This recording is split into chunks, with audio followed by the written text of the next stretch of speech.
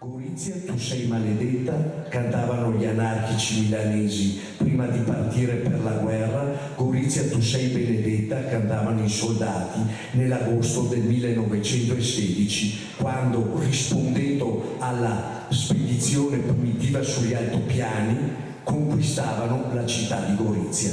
Gorizia, nell'interpretazione della fanfara della Brigata Alpina Giulia, con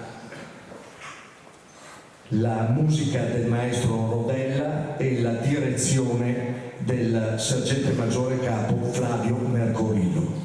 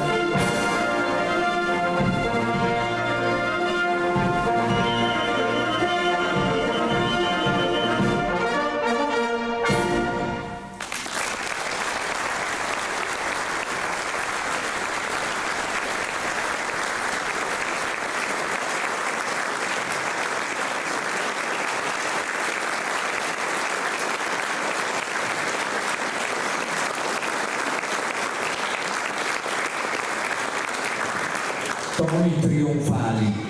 D'altra parte la conquista di Gorizia meritava questi toni e noi dobbiamo applaudire anche il lavoro fatto dal primo graduato Giorgio Canistrà, che si è dedicato ad adattare questo brano musicale per la fanfara.